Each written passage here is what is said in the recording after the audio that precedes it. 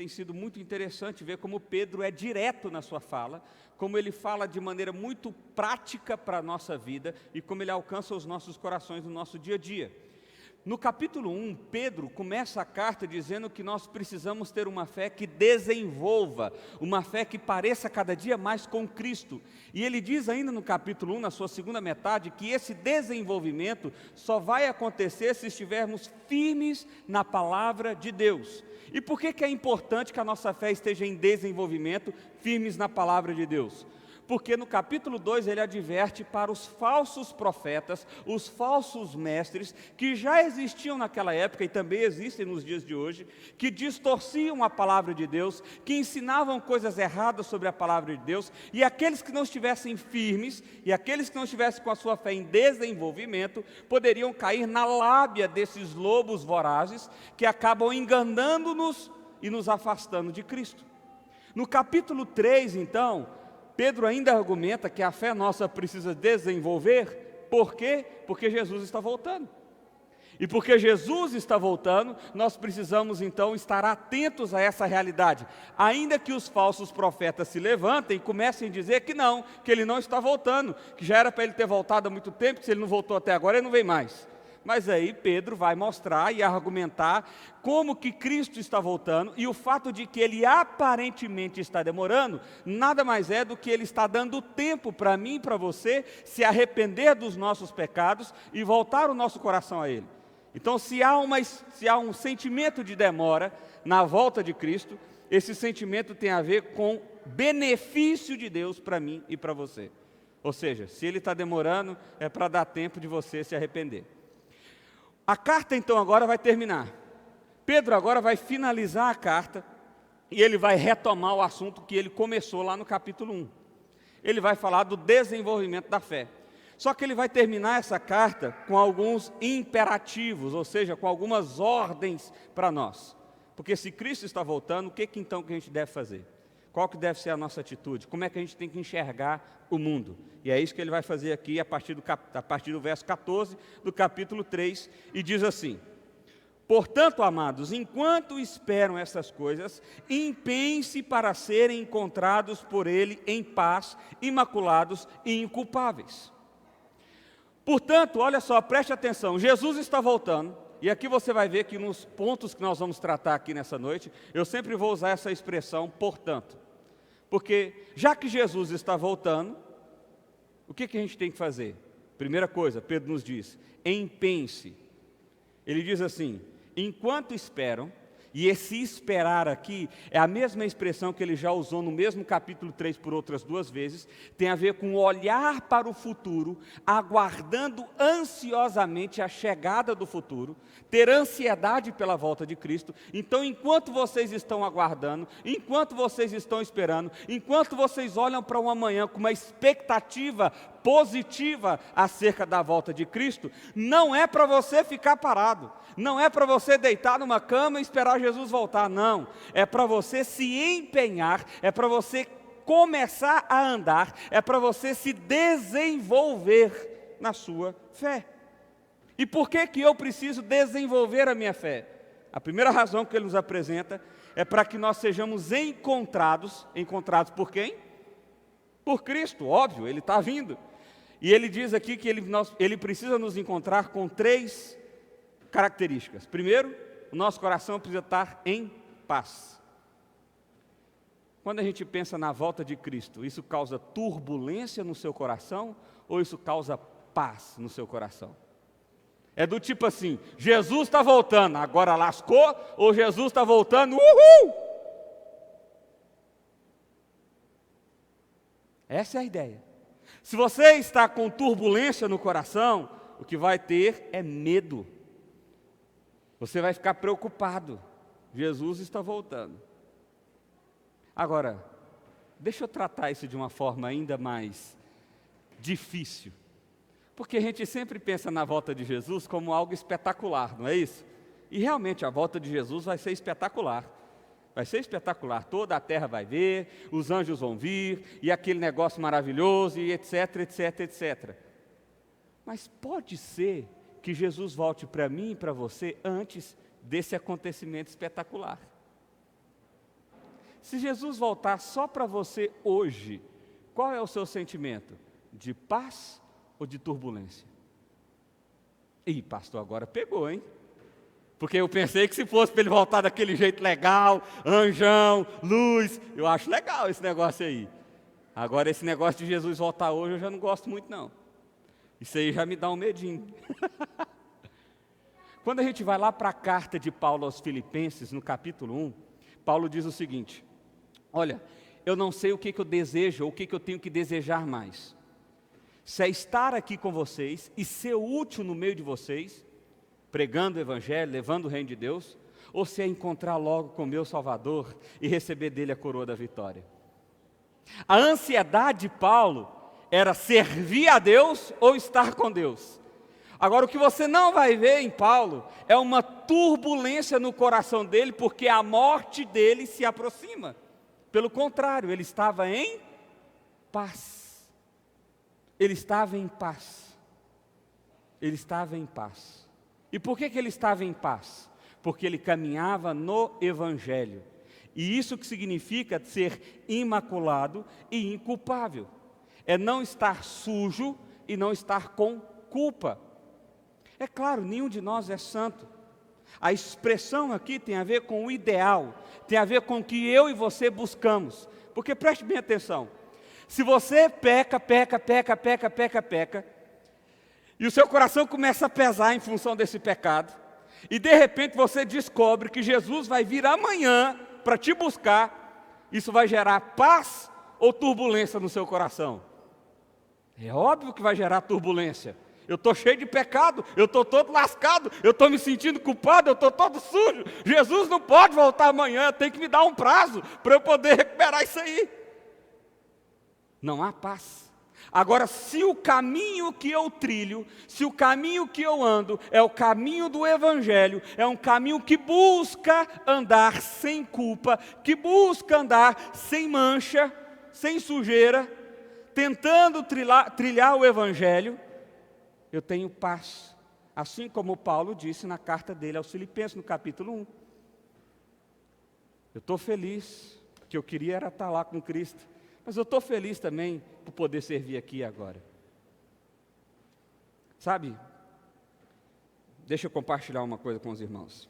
Há coisa de 15 dias atrás, minha mãe foi no médico e a médica desconfiou de um nódulo nos seios. Minha mãe teve câncer há coisa de 4, 5 anos atrás na tireoide, mas foi uma coisa muito rápida, porque o médico logo identificou e ele logo deu o parecer de tirar a tireoide, porque o resultado foi inconclusivo. Então ela foi lá, tirou a tireoide, beleza, fez reposição hormonal, tratamento, etc. E desde então vem fazendo aquele acompanhamento que é o protocolo que tem que fazer mesmo. E há coisa de 20, 30 dias atrás, uma médica pegou, suspeitou de um nódulo que tinha no seio e já com uma suspeita muito grande, pediu para fazer um exame do tipo assim, só para confirmar mesmo. E aí minha mãe fez esse exame agora, essa semana, e daqui uns 10 dias deve sair o resultado. E minha mãe ficou preocupada. Porque imagina a notícia. Eu fiquei tenso. Falei, mãe, e agora? Falei com a Ju, e agora? Porque de repente a morte não é uma realidade, mas ela passa a ser. Qual é o nosso sentimento diante de um cenário como esse? Eu não quero que você imagine que eu estou falando com frieza da realidade da minha mãe. Eu quero que você imagine como que o Evangelho deve provocar uma visão no nosso coração sobre a vida e também sobre a morte. É por óbvio que eu espero que o resultado primeiro seja negativo. Mas se não for, se for positivo, é óbvio que eu também quero que o tratamento que for ali escolhido pelo médico dê tudo certo e tudo aconteça e vai dar tudo beleza. Essa é a minha oração, esse é o meu desejo. Mas se tudo isso ainda não acontecer, eu preciso ter paz com Deus. Eu preciso ter paz com Deus. Mais do que eu, minha mãe precisa ter paz com Deus. Porque, meu irmão, se for para a gente olhar para essa palavra aqui, ou para os textos bíblicos, e isso não for para ser aplicado nas nossas vidas, o que nós estamos fazendo aqui? Para que serve ficar meditando aqui? Se não for para isso encaixar no nosso dia a dia, se não for para isso mudar a maneira que encaramos a vida e a morte. Jesus está voltando, meu amigo. Você lembra do argumento de de Pedro ainda nessa carta? Jesus está voltando, você está perdendo tempo com o quê? Jesus está voltando, por que você está perdendo tempo? Então, o que eu preciso fazer? Me empenhar, lutar, ir, perseguir. Por quê? Porque Jesus está voltando e eu quero que Ele me encontre com paz no coração. E para isso eu vou buscar um caminho de imaculado ou um caminho de inculpável. Alguém que não anda na sujeira e alguém que não está com a culpa no cartório. Tranquilo? Beleza? Parece que ficou meio tenso o clima aqui. Vamos lá, segundo lugar. Portanto, tenham paciência. Olha só o que diz. Tenham em mente, ou saibam, essa expressão aqui tem a ver com considere, depois de um raciocínio lógico, tenha certeza, tenha convicção, considere o seguinte, que a paciência do nosso Senhor significa salvação. Deus está sendo paciente para conosco, então seja paciente com Ele também, porque tem gente que está querendo que Jesus volte logo, isso é bom, mas quando parece que Jesus está demorando dentro da sua perspectiva, você se sente frustrado e parece que começa a ter dúvidas, será que Jesus vai voltar mesmo? Não vai? Como é que é esse negócio?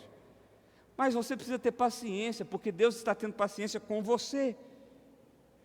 E aí Pedro vai dizer, como também o nosso irmão Paulo lhes escreveu, com sabedoria que Deus lhe deu.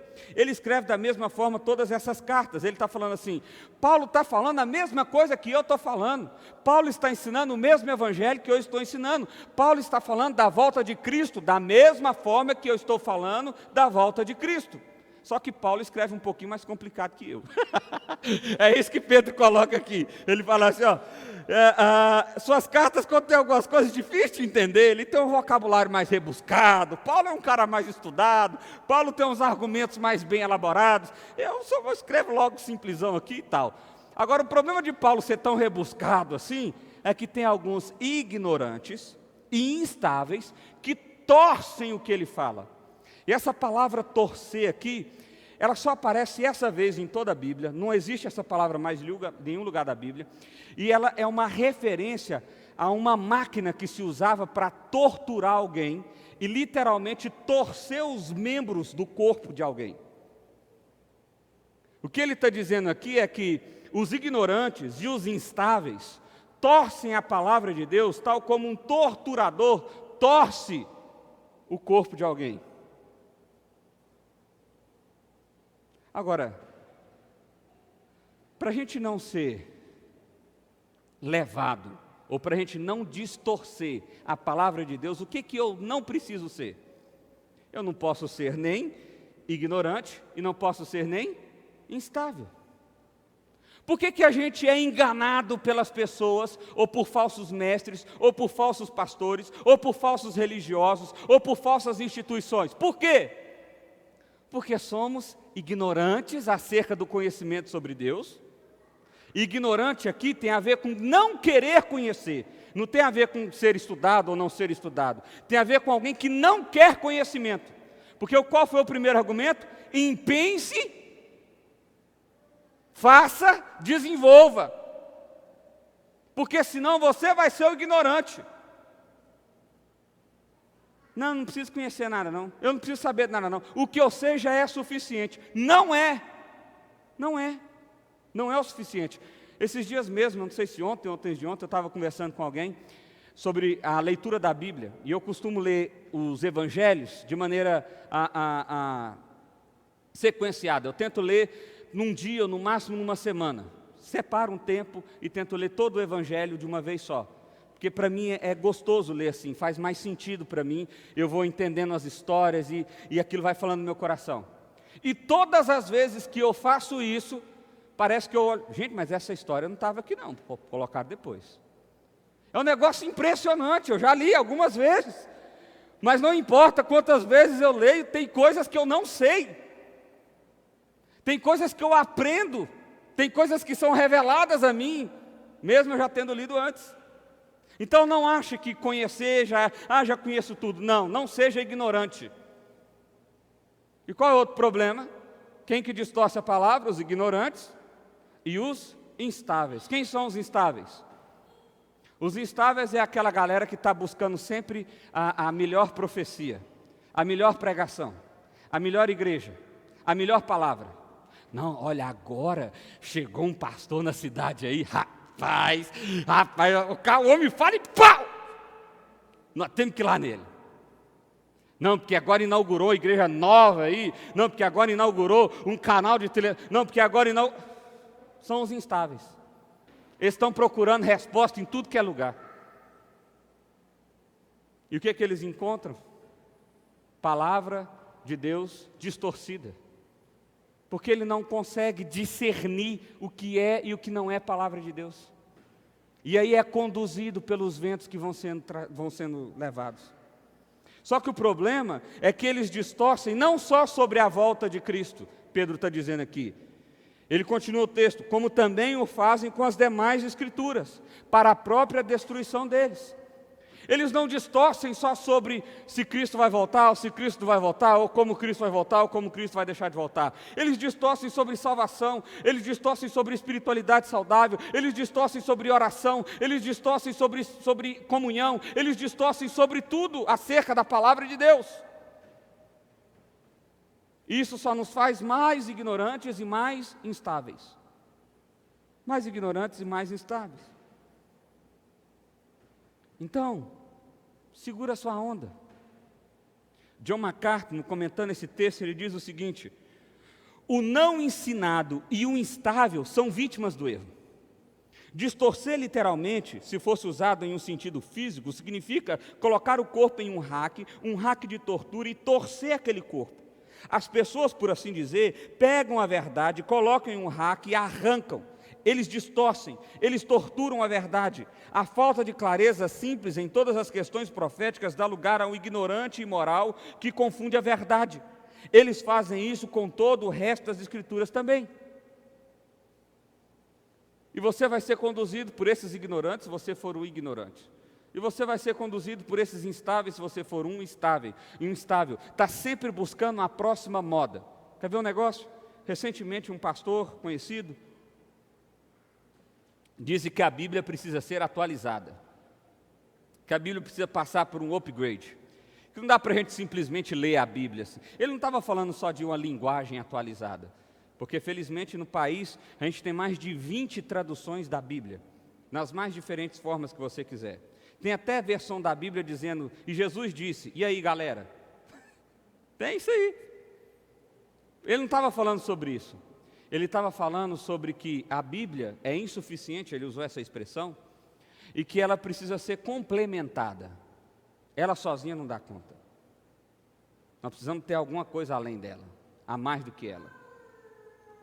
Instáveis, ignorantes, vão caindo nesse tipo de conversa, vão caindo nesse tipo de situação. Porque homens sábios, presta bem atenção, ignorante não é sinal de não saber, ok? Ignorante é aquele que não quer conhecer mais de Deus. Então o cara pode ser muito inteligente, mas ele não quer conhecer mais de Deus. É esse tipo de ignorante que está sendo dito aqui. E você pode ser alguém assim também. Você pode ter pós-doutorado, você pode ter 25 faculdades, mas você não quer conhecer mais sobre Deus. Então você é um ignorante acerca do conhecimento de Deus. Nós precisamos estar atentos, senão seremos levados, junto com esses homens, para a nossa também própria destruição.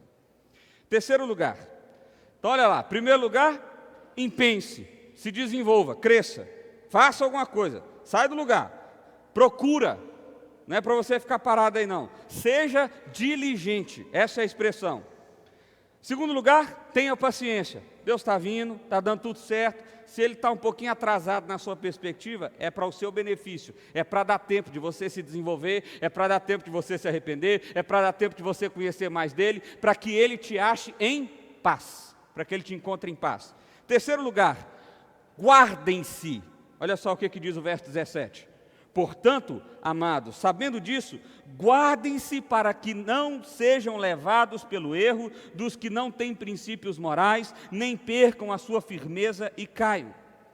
Tem tantas coisas interessantes que nós precisamos meditar aqui. A primeira delas é o seguinte: portanto, amados, sabendo disso. A primeira delas é que Pedro está dizendo: vocês já tiveram uma informação privilegiada. Vocês já sabem de antemão. Por exemplo, vindo para cá, eu recebi uma mensagem dizendo que o resultado da eleição já saiu. Não é o resultado oficial, mas diz que já saiu. Não sei se vai ser de fato oficial, mas seria um conhecimento prévio, um conhecimento antes do fato acontecer. Entendeu? E é isso que Pedro está dizendo. Vocês já sabem que Jesus está voltando. Antes de Jesus voltar. Vocês já estão sabendo disso. Isso é um conhecimento prévio.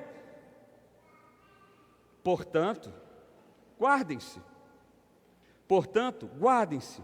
Guardem-se aqui é uma linguagem militar, que significa ficar de guarda. E guardem-se aqui é uma ordem. Guardem-se aqui não é um assim, então se der, você fica de... Não. Guardem-se fiquem de vigília. Seja vigilante, esteja atento. Fique como um guarda na sua posição de vigilância. Essa é a expressão. Porque se você não estiver atento, olha qual é a consequência. Você será levado pelo erro de quem não tem princípios morais. Você será conduzido. Você será entregue, você vai ser puxado junto por pessoas, e a expressão aqui, princípios morais, pessoas que não têm princípios morais, são pessoas que não querem se submeter a lei nenhuma. São anarquistas, pessoas que não querem se submeter a nada. E é esse tipo de pessoa que você vai acabar se submetendo, ou você vai ser acabado sendo conduzido. É esse tipo de galera que você vai fazer parte, se você não estiver vigilante. Porque, mais uma vez, ele está resgatando aqui o que a gente viu no capítulo 2, sobre o que os falsos profetas fazem e como eles fazem. O discurso é doce, ele é gostoso, ele fala o que nós queremos ouvir. É por isso que seduz o nosso coração. Se o discurso do falso profeta não fosse um discurso gostoso, não fosse um discurso doce, nós não queríamos ouvir. Mas o discurso do falso profeta é um discurso que fala o que o nosso coração quer ouvir, o nosso coração pecador. E se você não for vigilante, se você não tiver meio que na defensiva, será que esse cara está falando mesmo é da palavra de Deus? Perceba, meu irmão, que aqui eu estou pregando contra mim mesmo, ok? Eu sou um pastor de uma instituição, de uma igreja, e o que eu quero dizer para vocês é o seguinte: avaliem se o que eu estou dizendo aqui é de fato o que a palavra de Deus está dizendo. E se não for, não ouçam, nem hoje, nem amanhã, nem nunca. Isso aqui não serve para outros, começa aqui. Começa aqui. Porque se não for assim, se você não for vigilante o suficiente para conferir, para saber, para analisar se isso aqui é palavra de Deus, você vai ser conduzido por palavras de homens que vão te afastar do Senhor. Afastar ao ponto de que você vai perder a sua firmeza e cair. E esse é o problema. Veja bem, se somos ignorantes e instáveis, se estamos dando ouvido a quem não deveríamos dar, nós somos conduzidos. Ao ponto de que, se antes achávamos que estávamos firmes no Evangelho, na verdade a gente não está tão firme assim.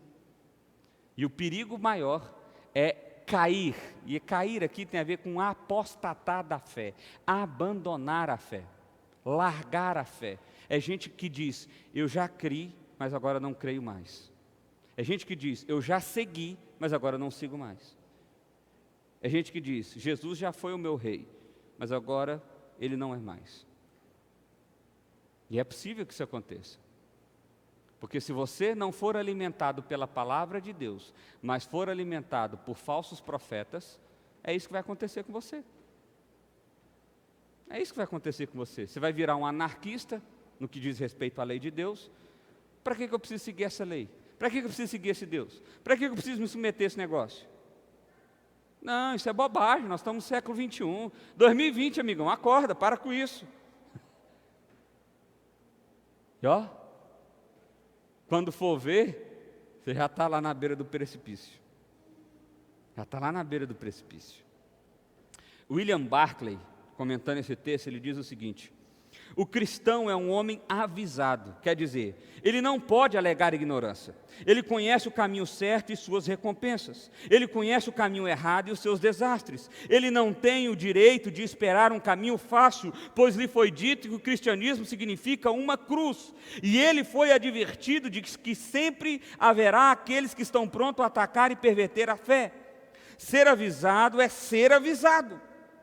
Mas ser avisado também é uma responsabilidade grave, pois quem conhece o que é certo e pratica o mal está sobre dupla condenação. Resultado: maldita a hora que você vem na igreja hoje. Porque agora você foi avisado. Jesus está vindo, você já está sabendo. Não tem como você dizer, eu não sabia. Nossa, é novidade para mim. Não, para você não é mais. Se agora você escolhe caminhar no erro, se agora você escolhe abandonar a Deus, se agora você escolhe ouvir os falsos profetas, é uma escolha consciente. E ao fazer isso, há dupla condenação. Porque mesmo que você não soubesse, você já seria condenado. Mas agora que você já sabe, você é duplamente condenado. Ô pastor, eu queria não saber. Pois é, já era. Qual é então a solução? Qual é o antídoto? Porque por enquanto aqui o bicho está ruim para nós, a coisa está pegando. Os ignorantes estão distorcendo, os instáveis estão distorcendo, muitos de nós estamos caindo nessa lábia. E ele está falando, fique vigilante, mas nós somos levados, a gente está perdendo a nossa firmeza, a gente está perdendo a nossa convicção de fé. Qual que é o antídoto? Qual que é a solução? E é assim que termina esse texto no verso 18. O antídoto é cresçam. Cresçam. E aqui é mais uma vez um imperativo, mais uma vez uma ordem. Não é uma questão de opção. Cresçam. E cresçam significa fazer crescer mesmo, significa aumentar. É isso. Crescer no quê? Na graça e no conhecimento do nosso Senhor e Salvador Jesus Cristo. Em resumo, cresçam no Evangelho. Se relacione com Deus de maneira intensa. Cresça nesse relacionamento com Deus. Experimente e saiba. Tem a ver com isso. Porque crescer aqui não é só com a questão intelectual. Não é só você falar assim, não, tudo bem, eu vou ler a Bíblia 25 vezes, então é assim eu vou crescer na fé. Sim, essa é uma boa maneira de você fazer isso. Mas se você fizer só isso, como uma forma de intelectualidade, de saber informação, e isso não for algo experimentado pelo seu coração, a graça não fazer parte disso, você não cresceu. Porque o Evangelho não é feito só de conhecimento, mas ele é feito de graça. Ele serve para o nosso conhecimento, mas ele é algo que nós experimentamos. Experimentamos. Tem uma experiência nesse negócio aí. A gente sente. A gente sente. E o que eu preciso crescer? O que eu preciso conhecer? Acerca do nosso Senhor, Salvador, Jesus Cristo. Nosso Senhor, Salvador, Jesus Cristo. Tem muita gente querendo crescer acerca da teologia A, da teologia B, da teologia C. Tem muita gente querendo crescer acerca da placa instituição A, B ou C. Mas poucos estão querendo crescer acerca de Jesus. Se Jesus não for o centro do desejo do seu coração, de crescimento, você está indo na direção errada. se o Evangelho não é algo que constantemente é relembrado para o seu coração, você está indo na direção errada. Errada. Meu irmão, e olhe, eu sou um pastor presbiteriano, e os presbiterianos são conhecidos por serem muito estudiosos. Isso não significa que nós somos os mais estudiosos, de jeito nenhum. Mas na denominação, há uma valorização muito grande acerca da doutrina, acerca do conhecimento. E isso é muito bacana. Isso é muito bacana. Mas nós também somos acusados de sermos sorveterianos. Já ouviu isso aí?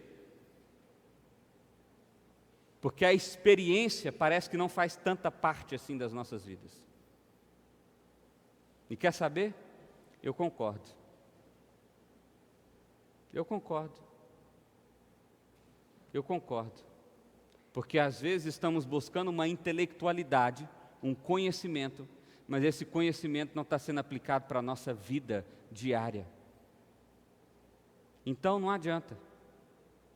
Conhecer muito e não aplicar nada, dançou. Conhecer nada e não aplicar nada, dançou igual. Entendeu? Nós precisamos viver uma experiência intensa com Cristo. O que nós meditamos aqui domingo após domingo, leitura após leitura, oração após oração, estudo após estudo, tem que ser algo aplicado à nossa realidade de vida, tem que ser algo experimentado nas nossas vidas. Se você está estudando a palavra de Deus e isso não faz diferença no seu casamento, isso não importa para você. Se você está estudando a palavra de Deus e isso não faz diferença na maneira que você trata os seus filhos, então isso não importa para você. Se você está estudando a palavra de Deus e isso não faz diferença na maneira que você trabalha, então isso não importa para você. Não adianta conhecer se isso não é aplicado de verdade no seu dia a dia, no seu coração. Não adianta saber se isso não gera um relacionamento real com Jesus.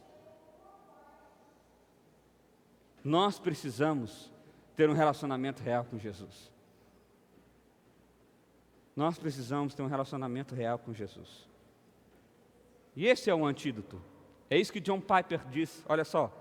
O antídoto para o engano e a destruição é o crescimento na graça e no conhecimento de Cristo. O contraste entre 2 Pedro 3,17 e 3,18 é, por um lado, uma árvore que não cresce, portanto, perde sua estabilidade na terra e é levada por um vento de falsos ensinos e morre. E, por outro lado, uma árvore que mantém suas raízes plantadas na graça de Deus e assim cresce, fica saudável e estável e não é destruída por falsos ensinos. Ele está comparando aqui a vida espiritual a uma árvore que cresce. Uma cresce num lugar ruim, a terra não é boa, o vento é forte, e ela é destruída. A outra cresce numa terra boa. Qual que é a terra? O Evangelho, a graça. As raízes são fortes, o vento vem, mas não derruba, porque ela é estável. Você é como uma árvore que está em crescimento, mas se as raízes não estiverem firmes no Evangelho de Deus, a sua árvore vai cair pelos ensinos dos falsos mestres. A sua árvore vai cair pelos ensinos dos falsos mestres. O que fazer então? Vamos lá, é aquela parte da aplicação. Eu sei que o texto todo é aplicação, né? O texto todo já foi 4 aplicações aqui. Empenhe-se, tenha paciência, guardem-se e cresçam. As aplicações estão claras, mas vamos tentar reforçar alguma delas. Olha só, em primeiro lugar, enquanto aguarda ansiosamente pela volta do Senhor, tenha pressa em desenvolver a sua fé, para que Cristo lhe encontre com paz. Isso é interessante, meu irmão. Isso precisa ser algo urgente no seu coração. Não pode ser igual à minha expectativa de fazer regime. Deixa eu te explicar o que eu quero dizer com isso. Eu sempre digo que preciso fazer um regime. Isso está no meu coração. A vontade é real, mas o desejo não é tão intenso assim. E aí de vez em quando a gente vai para um lanche aqui, para uma janta acolá, e comer é bom demais, aí a gente larga a mão. Você não pode desejar crescer na fé como eu desejo fazer regime. Não pode. O seu desejo tem que ser algo intenso, urgente. Há um senso de urgência no seu crescimento da fé. Há um senso de urgência. Se você crescer na fé, meu irmão, preste bem atenção no que eu vou dizer. Se você crescer na fé, você vai ser um marido diferente. Você vai ser uma esposa diferente, um pai diferente, um empresário diferente, um amigo diferente. Se você crescer na fé. Se você não crescer na fé, você vai ser essa porcaria que você é mesmo. Você vai ser eu tentando fazer regime. E aí não adianta. E aí não adianta. Segundo lugar, Deus está lhe dando o tempo necessário para que você se arrependa dos seus pecados. Portanto, não seja um ignorante, não seja alguém instável. Tem tempo para você. Arrependa-se do seu pecado. Não seja um ignorante. Não, já sei tudo, já. Para mim aqui, Deus é. Eu tenho um tio que ele diz isso para mim direto. Ele fala assim, meu filho, você é pastor agora, né? Não, mas eu já sei tudo isso aí. E aí 40 anos atrás, eu que levava os irmãos tudo da igreja. Eu dei aula na escola dominical, eu fiz isso, eu fiz aquilo, eu fiz não sei o quê. Mas não sabe se o Novo Testamento começa com Mateus ou com Atos. Seja um ignorante, não.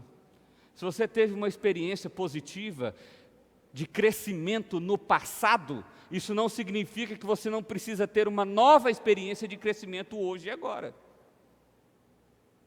Você precisa continuar crescendo, para que não seja instável, para que a sua árvore esteja bem enraizada no Evangelho.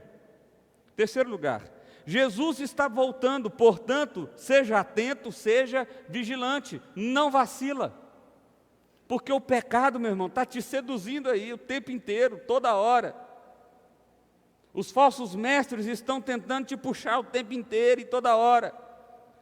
Há bons argumentos, há boas programações, há boas situações para te levar. E se você não estiver vigilante, se você não estiver atento, você vai entrar nessa. Quarto lugar, é uma frase de Calvino, ele diz o seguinte: somente se sente seguro quem se esforça para fazer progresso diário em sua fé.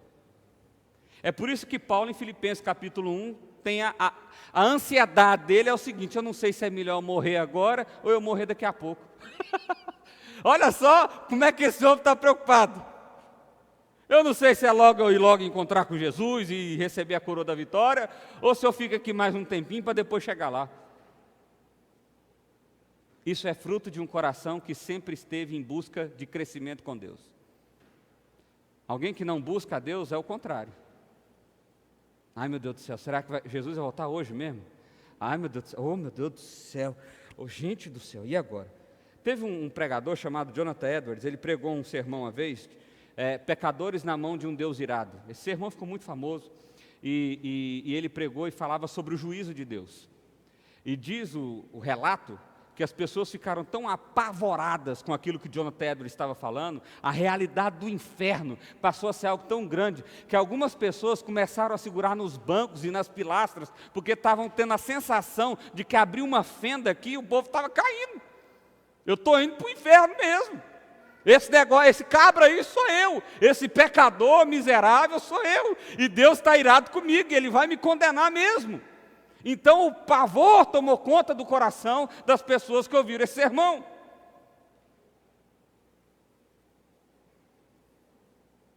Porque eram pessoas que não estavam crescendo na fé. Eram pessoas ignorantes e instáveis. Quinto lugar, como eu cresço na minha vida espiritual? Sendo lembrado diariamente da graça, ou seja, do Evangelho. E aprofundando o meu relacionamento com Deus. É assim que eu faço. Como que eu faço? Lembra do Evangelho todos os dias. Todos os dias. Todos os dias. E aprofunde no seu relacionamento com Deus. Isso tem a ver com leitura bíblica, isso tem a ver com oração, isso tem a ver com comunhão. Sabia? Comunhão é crescimento na fé. Você andar com gente que compartilha da sua fé é crescimento na fé. Porque preste atenção, se você andar com gente que não compartilha da sua fé, você não vai ficando mais distante dela? Vai! Acampamento de carnaval é a melhor experiência para isso. Vai lá os meninos lá, 200 meninos para o mesmo lugar. Show de bola, não tem, na época, né? Agora tem tudo, mas antes não tinha telefone, tinha internet, não tinha nada, e ficava ali todo mundo, 5 dias, esquecendo do mundo. Rapaz, virava tudo crentaiada, show de bola, gente que não orava passava a orar, gente que jogava futebol querendo matar um outro, jogava de boa, e aquele negócio, só maravilha.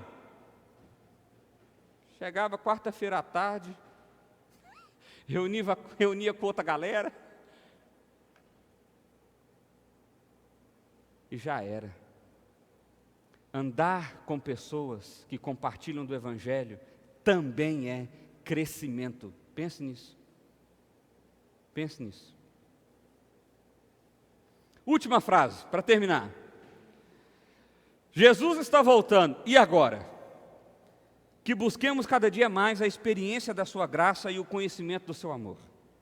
Que possamos experimentar hoje um pouquinho do que experimentaremos na sua volta. Se alegre, a notícia é real, Jesus está voltando. Fique alegre, Jesus está voltando mesmo, meu amigão. Vai destruir essa bagaceira toda aqui, vai condenar quem tiver que condenar, e vai resgatar quem tiver que resgatar. Eu quero estar no grupo do resgate. E Jesus pode voltar, e eu posso compartilhar da visão maravilhosa de Jesus voltando, e arrebatamento, aquele negócio todo, ou Jesus pode voltar para mim hoje ainda. E se Ele fizer isso, bom demais. Sabe, esse não é um discurso que a gente tem que usar só no velório. Não é assim que a gente faz? Não, foi para um lugar melhor. Que bom, né? Descansou, foi para um lugar melhor. Ótimo, mas essas palavras não devem ser palavras só de consolo, elas são reais. Eu quero mesmo, no dia da minha morte, que as pessoas olhem e falem assim, que beleza, hein? Finalmente ele encontrou com Jesus. Com isso eu não estou querendo dizer que eu quero morrer amanhã não, meu irmão. Pretendo viver mais 30, 40, sei lá quantos anos Deus me der. Mas se Ele me der só um, tá bom também. Porque o meu objetivo é encontrar com o meu Salvador. Amém? Amém. Feche seus olhos, vamos orar. Pai, obrigado, Deus, porque o Senhor está voltando, e isso muda tudo.